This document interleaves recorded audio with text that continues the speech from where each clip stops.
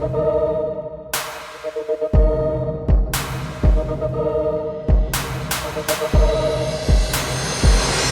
what is up you guys? Looks like it's time for another Top 10 Tutorials video. Let's get right into it. The track I'll be explaining, as the title suggests, is Woodwork Conclave, a Tier 3 challenge track. Just a quick warning, I'm going to talk for a minute before the tutorial actually starts, so I'll be playing some clips of my recent personal bests to fill the space.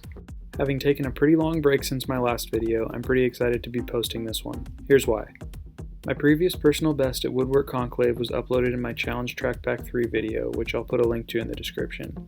Seeing as I uploaded that video almost a year ago, my run was pretty old. That being said, I had really been hoping to update my time for this tutorial. A couple of weeks ago, with the idea of making a small improvement for my video, I was grinding Woodwork Conclave without much success. Out of nowhere, I improved my record by more than a half a second, taking the world record. So for me, it's pretty cool to be making a tutorial video at a track that I literally have the fastest time in the world at. I just thought I'd give you that bit of unnecessary background knowledge before starting. I feel like we're all set now. Let's take a look at my run. A lot of things are going to be happening very quickly in this video. Don't panic. After one quick look at my run, we'll go back to the beginning and break it down checkpoint by checkpoint, obstacle by obstacle. For what it's worth, although this run is very good by my standards, I still think it can be beaten substantially. No run is perfect, and I think everyone should always be looking to see where they can improve. Now that we've seen my run start to finish, let's take a closer look at the first checkpoint. It would be a lot smoother to cut to the beginning right here, but I actually just really like the part where I moved from 5th to 1st, so. Alright, moving on. From the starting line, lean back until your back wheel is making contact with the wooden ramp. Once your back wheel is touching the ramp, lean forward, performing a slide. The purpose of this slide is to go further and higher, which will prepare you to perform the next ramp quickly. Now, with sufficient height from the previous jump, your front wheel should be above the second ramp. Naturally, perform another slide, but this time with a downward pull to minimize airtime. There it is one last time. That's definitely the easiest checkpoint. On to the next one. This next obstacle is particularly tricky because of how far you have to lean back in preparation for the slide. Land on your back wheel. As you approach the next jump, lean far back so you can slide the ramp. There are other less difficult ways to pass this section, but this is the fastest by far. Now we're at the third checkpoint. Bunny hop at about midway through the platform, then lean forward. While rolling up the wheel, aim to make contact between your back wheel and the spinning wheel only once your bike has reached the peak of the obstacle. This will send you forward and upward with the most speed. Keep in mind that it's a bit of a finicky section, so don't get discouraged if you're having trouble landing quickly on top. Keep playing with a persistent mindset and a critical eye, and eventually you'll get it right.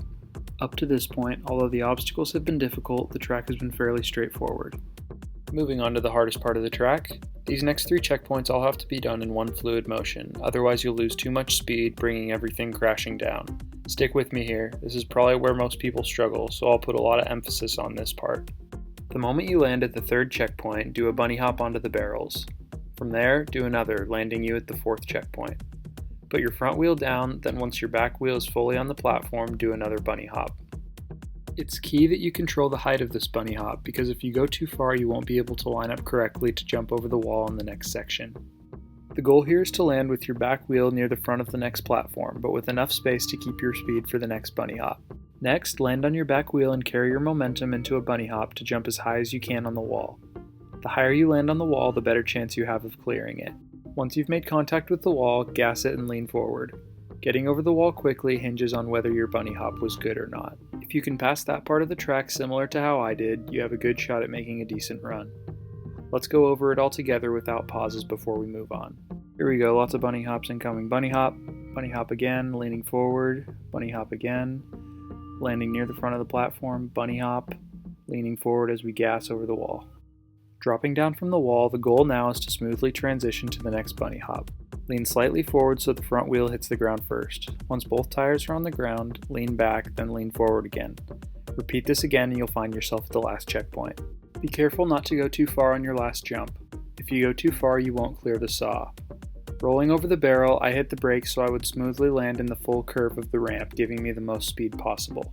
Lean back until you reach the edge of the ramp, then tap the forward lean button. Point your head towards the finish line and you've passed the track. There's a lot of thought that goes into playing a track like this, so don't get discouraged if it takes you a bit to get a platinum medal.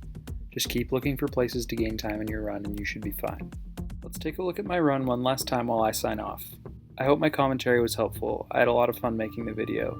But now that the video's over, I'd say it's time for you to go set a new personal best. Thanks for watching. I'll catch you guys later.